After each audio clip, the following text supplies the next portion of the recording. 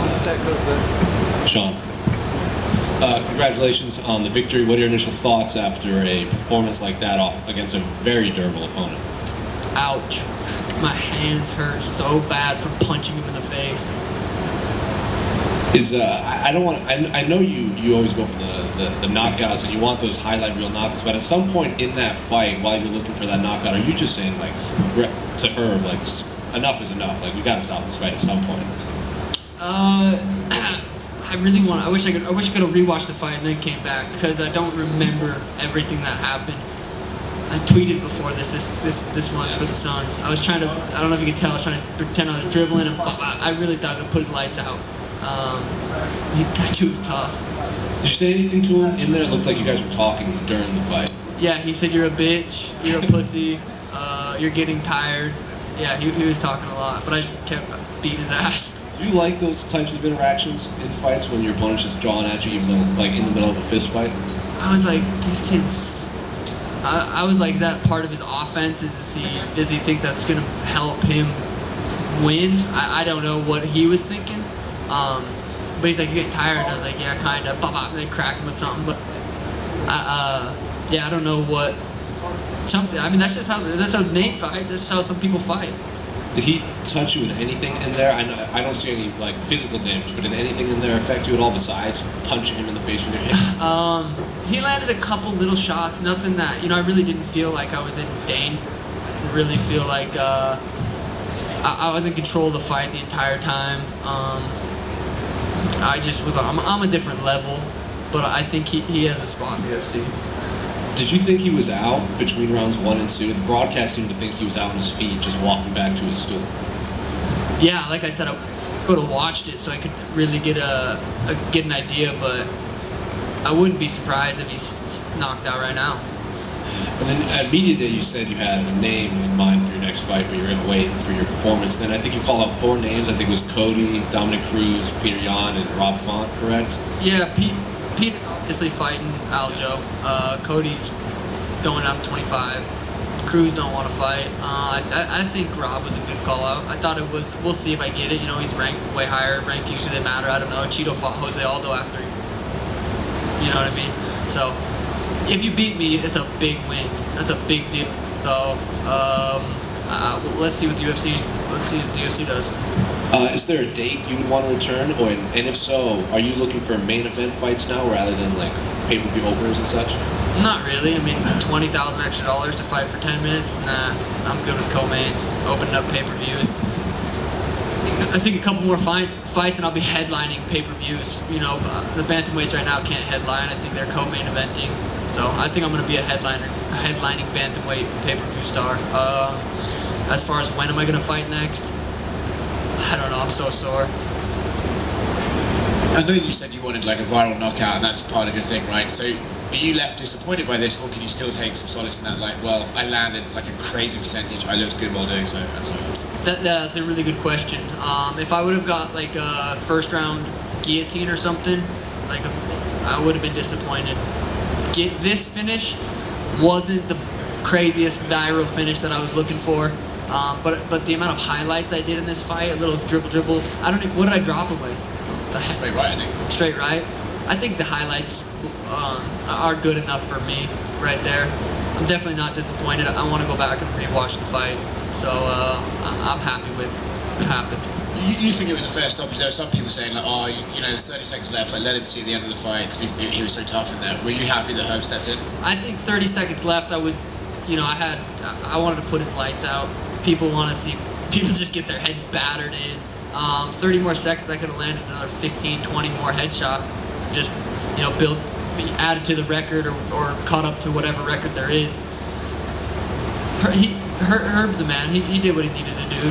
That kid's probably at the hospital right now, fucking seeing triple. So I think it was probably a good stoppage. Chris he wasn't happy with the stoppage, but he should be very happy with he took this fight on short notice. He came in and hurt my hands. It was a good fight.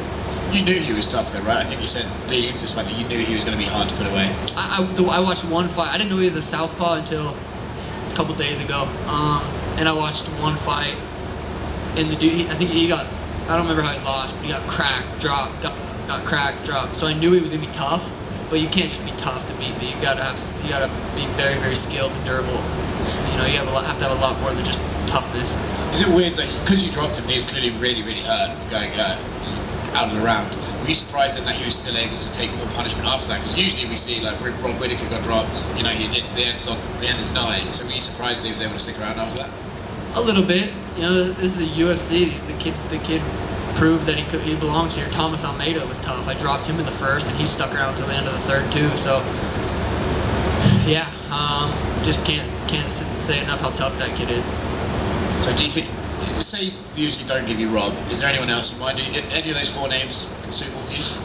I'm definitely not getting Peter. You know, he's fighting Aljo. I'm definitely not getting Cody. He's going down 25. I don't think Dominic will accept that fight.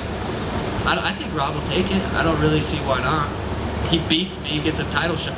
That's just how this game works. I'm the biggest draw in bantamweight right now. But if I don't get it, I don't care. I got 10 years of fighting. We're gonna fight everyone. So I'll probably fight towards the end of the year. Thank you. Hey, Sean over here. Sean, obviously being on this card just really helped elevate your profile. As a brand, what more are you looking to kind of do to grow? Because you're already involved in a lot of stuff. You did say it's because you like to do it. You like streaming, you like the YouTube channel, but how are you looking to keep growing? Because obviously you're not just another guy on the card. Yeah, I think everything I'm doing right now, just continuing to do it. All my YouTube, my Twitch, everything's just gonna get bigger. Just gonna continue to do that. It comes down to me continuing to train. That's all that matters. Is I continue to stay in the gym and get better. If I want to keep competing with the top guys in the UFC, obviously I want to be the champ. So I gotta stay grinding. If guys like Booker, CP3 are watching your interviews tonight, you got some words of encouragement before Game 3 tomorrow? Yeah, God, I'm jealous. They're gonna play so much. If we get, I gotta compete a couple times a year. Those guys are gonna play so much. I'm sure they're sore. They play almost too much. But you know, they go out there and do what they're doing. They're high-level performers. They know, they know what they're doing. Were you thinking any at all about the 75K? Because obviously there have been a ton of great just performances tonight. Yeah, I really, really, really hope. Not just for me. I hope it was fight of the night. I hope Chris gets 75K. Taking that fight on short notice. Hope he gets that too. Thank you. Thanks. Sean, of course Chris took it on short notice, but who were you surprised didn't take the fight? A lot of the guys on Twitter weren't even on the list of the people that the UFC sent me. So I don't know if, you can post anything on Twitter. I'll post right now, I'll fight Francis Ngannou. I'm not really gonna, so, unless he makes 135. So you can say whatever you want on Twitter, but I don't know, Chris, props to him. Sean, you mentioned Sterling and Peter Yan. So when that fight does happen, what's your pick for it? That rematch? Yeah, I think that fight's gonna play out different. Sterling probably, hopefully, realized he can't sprint out there. Peter's too good. He's high level, black belt in MMA. He's well-rounded everywhere. I think he's one of the best bantamweights right now, obviously. I think that fight, I don't know, I think Peter beats him again, or whatever. But I'm excited for that rematch. I think Aljo has to have a different game plan. I think Peter can outstrike him and wrestle him. I don't see how Aljo wins, but it's a fight, so we'll see. And ideally, how quickly are you hoping to be in that title picture? 2-5, beat Font, beat Peter. Maybe, these weight cuts aren't fun. I'm not a little bantamweight. These weight cuts aren't, they're brutal. So, I could be fighting at 45 in the next couple of years, but we'll see. Congrats, Sean. Thank you. Suns in 5? We'll see. Let's go.